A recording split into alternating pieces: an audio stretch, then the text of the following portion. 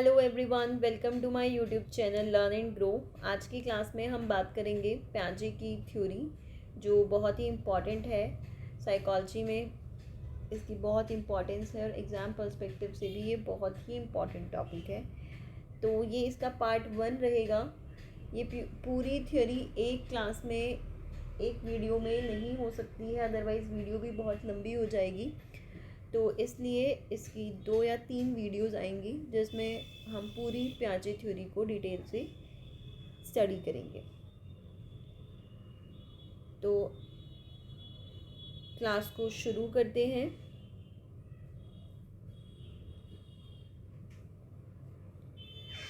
Brief introduction है। Jean प्याजे was a Swiss psychologist. कई बार यही क्वेश्चन डायरेक्ट पेपर में भी आ जाते हैं। साइकोलॉजिस्ट का नाम दे दिया जाएगा और आपसे पूछा जाएगा कि ये कौन सी कंट्री को बिलोंग करते थे। His insightful description of children's thinking changed the way we understand cognitive development. जो चिल्ड्रन थिंकिंग है, थिंकिंग पर, कॉग्निशन पर इनकी पूरी थ्योरी थी और इन्होंने जो डिटेल स्टडी किया था वो किया था अपने बच्चों के ऊपर। इनकी जो स्टडी थी वो मेनली इन्होंने अपने बच्चों के ऊपर स्टडी की थी। His theory was based on the assumption that people try to make sense of the world and actively create knowledge through direct experience with the objects, people and ideas. जो cognitive theory है उसको constructivist भी बोला जाता है। जो प्याजे हैं उनको कंस्ट्रक्टिविस्ट साइकोलॉजिस्ट भी बोला जाता है। रीज़न बीइंग कि इसमें मेन रीज़न है कि नॉलेज को कंस्ट्रक्ट किया जाता है। We construct knowledge.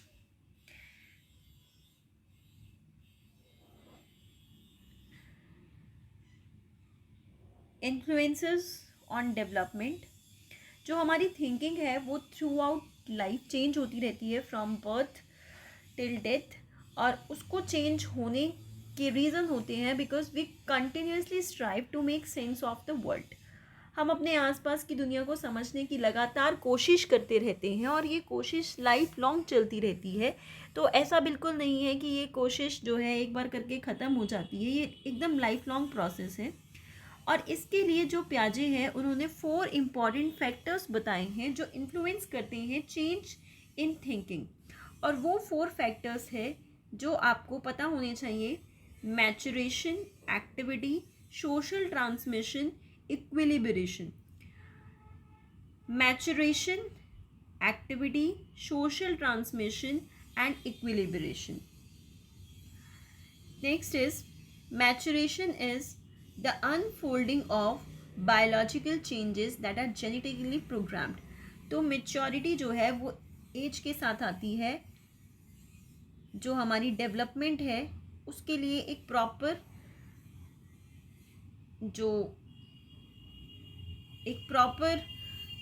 पूरा अनफोल्डिंग है। बायोलॉजिकल चेंजेस जो हैं कि शुरू में जो बच्चा है एकदम से चलना नहीं सीखता है, वो धीरे धीरे पहले क्रॉल करेगा, फिर वो चलना शुरू करता है। तो मेच्योरिटी जो है वो टाइम के साथ आती है और अलग अलग एजेस है, और मेच्योरेशन जो है वही उसी के बारे में बात की गई है, वही हमारी थिंकिंग में चेंज लेकर आती है। मेच्योरिटी के बाद नेक्स्ट बात करते हैं एक्टिविटी की। फिज़िकल डेवलपमेंट के साथ जो हमारी एक्टिविटी है, जो एबिलिटी है to act on the environment and learn from it increases. तो जैसे ही बच्चा जो है बड़ा होता है and once he starts going to the school, तो उसका जो एक्सपोज़र है, सोशल एक्सपोज़र ज़्यादा होता है। वो डिफरेंट एक्टिविटीज़ में एंगेज होता है, अपने फ्रेंड्स बनाता है, क्लास में बच्चों से सीखता है। हालांकि वो इसका डोमेन नहीं है। जो प्याजे की थ्योरी और वाइगॉट्स्की की थ्योरी है उसमें एक मेन जो डिफरेंस है वो सोसाइटी की इम्पोर्टेंस का है।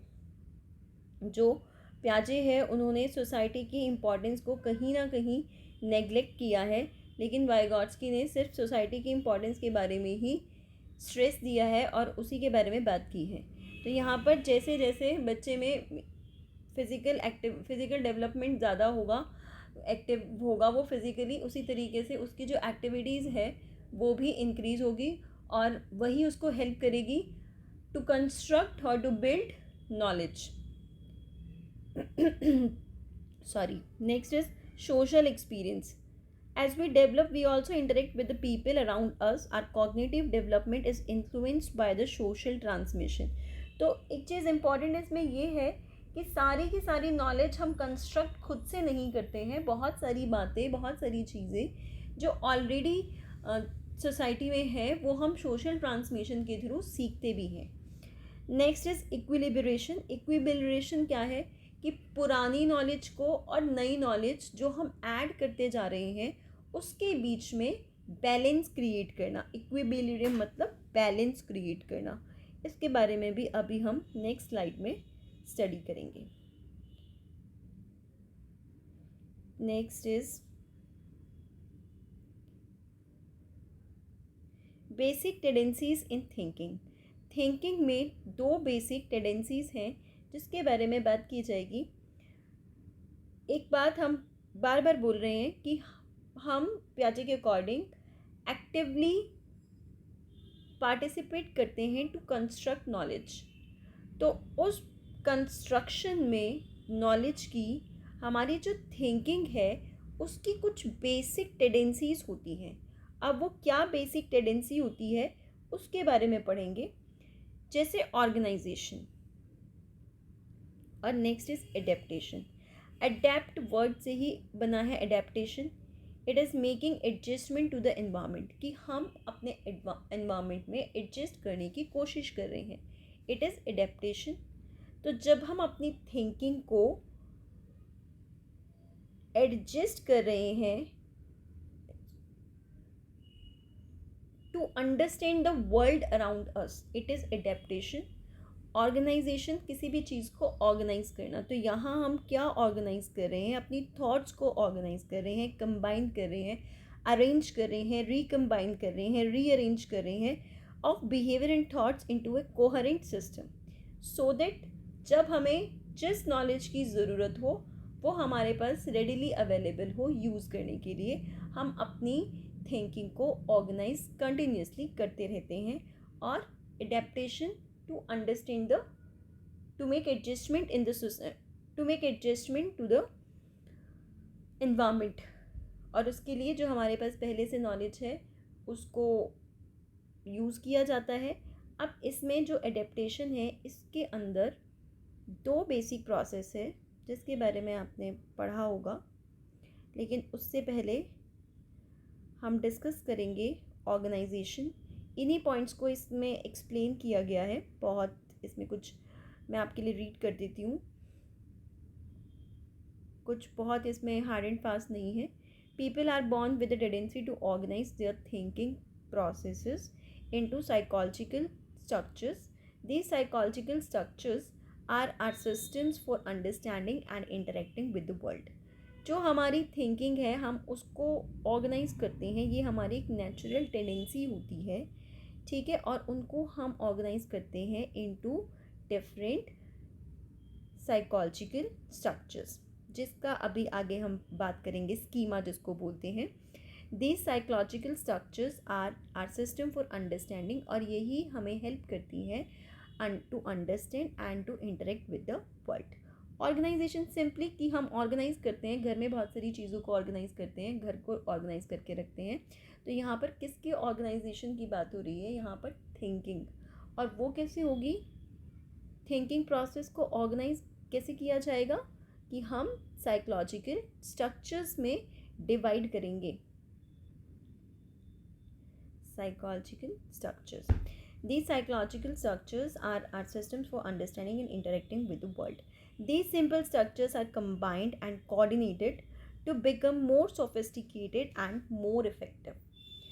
कि अगर कुछ भी चीज़ हम किसी भी चीज़ को ऑर्गेनाइज करेंगे तो हम उसको, उसमें से जो भी चीज़ हमें चाहिए हम अच्छे से उसको यूज़ कर सकते हैं जब भी हमें उसकी ज़रूरत होगी। इसमें सिंगुलर वर्ड है, excuse me, I am really very sorry, schemes, ये है प्लूरल और सिंगुलर होता है schema. Schema, schemes are the basic building blocks of thinking. ये बेसिक बिल्डिंग ब्लॉक है थिंकिंग की। अभी हम जो बात कर रहे थे, अभी हम बात कर रहे थे कि हम थिंकिंग प्रोसेस को ऑर्गेनाइज करते हैं किस में, साइकोलॉजिकल स्ट्रक्चर्स में। अभी लास्ट स्लाइड में हमने यही बात की है।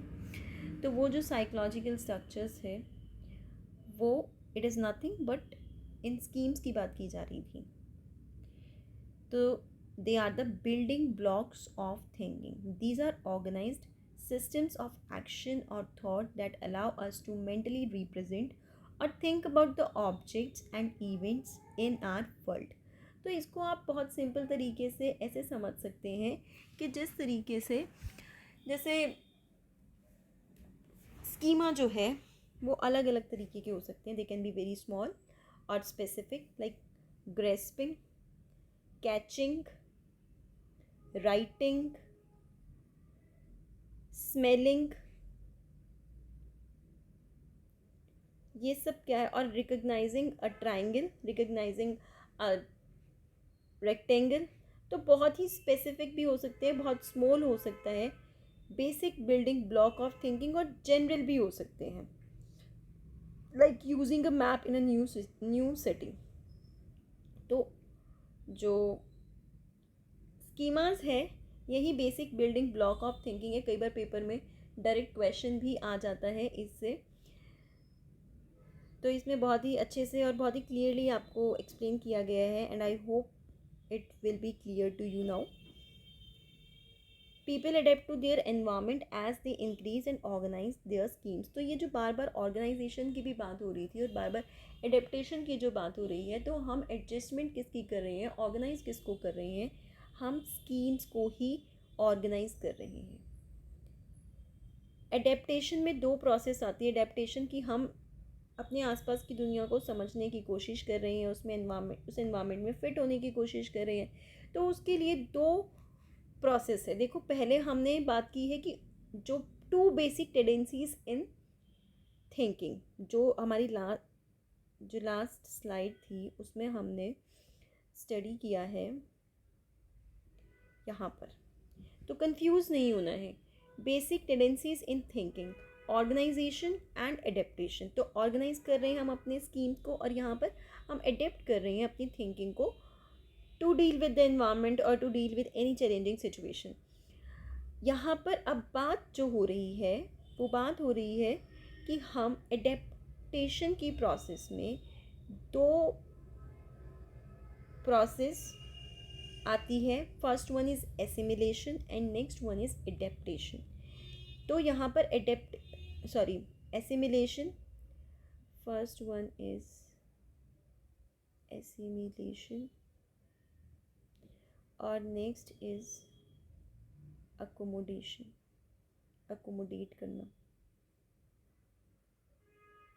तो आपको ये ध्यान रखना है, आपके माइंड में इस चीज़ की क्लैरिटी होनी चाहिए कि जब बेसिक टेंडेंसीज इन थिंकिंग की बात की गई है तो ऑर्गेनाइजेशन और एडेप्टेशन की ये दो आप डिवीज़न कह सकते हो, एसिमिलेशन एंड अकोमोडेशन। अभी हम उसी के बारे में स्टडी करेंगे। Two basic processes are involved in adaptation, assimilation and accommodation.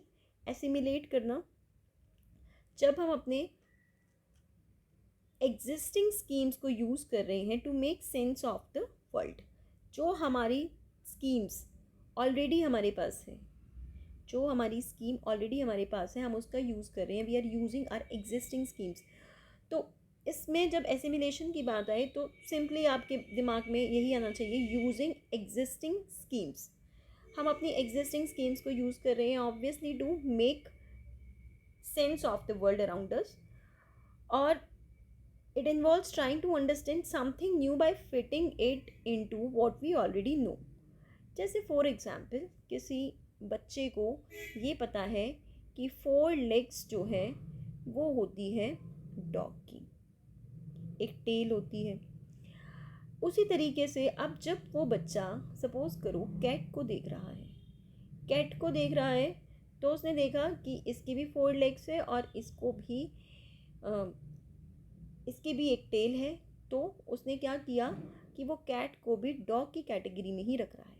It means उसके दिमाग में कैट का कॉन्सेप्ट अभी नहीं आया है।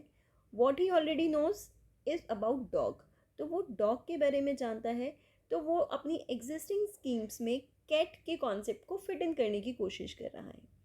ठीक है, it involves trying to understand something new by fitting it into what we already know, जो पहले से हम जानते हैं उसी में नई इन्फॉर्मेशन को फिट करने की कोशिश कर रहे हैं। तो ऐसे में क्या हुआ कि ये है तो एक्चुअल में कैट, लेकिन इसको डिस्टॉर्ट कर दिया, इसका कॉन्सेप्ट जो है वो इन्फॉर्मेशन को जो है वो डिस्टॉर्टेड किया जा रहा है। ठीक है, but the child doesn't know about it. वो क्या कर रहा है, he is just trying to make adjustment in the society, he is just trying to make sense of the world. तो वो कैट को भी डॉग बोल रहा है। This is assimilation. Sometimes we may have to distort the new information to make it fit. ज़रूरी नहीं है, हमेशा ऐसा नहीं होगा। किसी और डॉग को उसने देखा कि हाँ ये डॉग है तो वो एसिमिलेट करेक्टली कर रहा है, वो करेक्ट हो जाएगा। लेकिन जैसे उसने कैट को भी डॉग की कैटेगरी में रखना शुरू किया तो इन्फॉर्मेशन डिस्टॉर्ट हो गई। Okay, now next is accommodation. Accommodation जैसे ही word it means making change. We must change existing schemes, कि यहाँ पर एग्जिस्टिंग स्कीम्स को चेंज किया जा रहा है। जैसे जब डॉग को देखा और कैट को देखा तो ये डिफ्रेंशिएट किया कि कैट की कुछ फीचर्स है जो डॉग से मैच नहीं करती। फॉर एग्जाम्पल साइज़, कि नहीं ये डॉग के कॉन्सेप्ट से मैच नहीं हो रहा है। It occurs when we must change existing schemes to respond to a new situation. तो हम क्या कर रहे हैं, अपनी थिंकिंग को एडजस्ट कर रहे हैं। We must adjust our thinking to fit the new information. हम क्या करेंगे, यहाँ पर अपनी थिंकिंग को एडजस्ट करेंगे, उसमें कुछ नया ऐड करेंगे कि नहीं ये कैट है, ये डॉग नहीं है। हम अपनी थिंकिंग को एडजस्ट कर रहे हैं। और पहले वाले केस में एसिमिलेशन में हम क्या कर रहे थे, we were adjusting the information instead of adjusting our thinking. यही यहाँ पर लिखा हुआ है। ये बहुत ही क्लियर पॉइंट्स है, लेकिन तब आपको समझ आएंगे जब आप के बेसिक्स एकदम क्लियर होंगे। We adjust our thinking to fit the new information. किसकी बात की जा रही है, अकोमोडेशन की। Instead of adjusting the information to fit in our existing schemes. ठीक है, जैसे कैट के कॉन्सेप्ट को डॉग के कॉन्सेप्ट में फिट इन करने की कोशिश की जा रही थी। It involves modifying the existing schemes, so it is accommodation. Next, equilibration, मतलब इक्विलिब्रियम इस्टेब्लिश करने की कोशिश की जा रही है कि भाई हमारी जो एग्जिस्टिंग स्कीम्स हैं वो भी, और जो हमारी नई स्कीम्स जो ऐड हुई हैं उनके बीच में एक इक्विलिब्रियम रहे। According to Piaget, the actual changes in thinking takes place through the process of equilibrium. Organizing, assimilating, and accommodating can be viewed as a kind of complex balancing act. Equilibration is the search for mental balance between cognitive schemes and information from the environment. तो schemes और information के बीच में जो adjustment है उसी को equilibrium का नाम दिया गया है। सिंपली आप ये समझे कि जो नई इन्फॉर्मेशन ऐड कर रहे हैं उसके साथ साथ जो पुरानी इन्फॉर्मेशन ऑलरेडी हम जानते हैं उनके बीच में एडजस्टमेंट किया जा रहा है for making sense of the world. Disequilibrium opposite है इक्विलिब्रियम का। In Piaget's theory it is the out of balance state. कई बार होता है ना कि हमें समझ नहीं आ रहा होता है कि कोई हमारे सामने प्रेजेंट सिचुएशन ऐसी होती है कि हम उसको समझ नहीं पा रहे हैं, हम उससे डील नहीं कर पा रहे हैं, तो एक डिलेमा होता है, एक हम डिसइक्विलिब्रियम की स्टेट में होते हैं वो, और वो बहुत देर तक नहीं रह सकती है क्योंकि हमारी नेचुरल टेंडेंसी है कि हम इक्विलिब्रियम की स्टेट में ही रहना चाहते हैं। इन Piaget's theory, it is the out of balance state that occurs when a person realizes that his current ways of thinking are not working to solve a problem or understand a situation. तो out of balance state है ये. आज हमने detail में study किया प्याजे theory के जो कुछ बेसिक कॉन्सेप्ट्स हैं, जैसे एसिमिलेशन, अकोमोडेशन, ऑर्गेनाइजेशन, स्कीमा, इन सब के बारे में पेपर में क्वेश्चंस आते हैं. अभी ये थ्योरी पूरी नहीं हुई है, अभी इसको हम आगे डिटेल में स्टडी करेंगे. इसके 4 स्टेजेस हैं और एक एक स्टेज को हम स्टडी करेंगे. नेक्स्ट क्लास में उन्हीं को डील किया जाएगा. आई होप ये वीडियो आपको हेल्पफुल लगी होगी. Thank you so much for watching.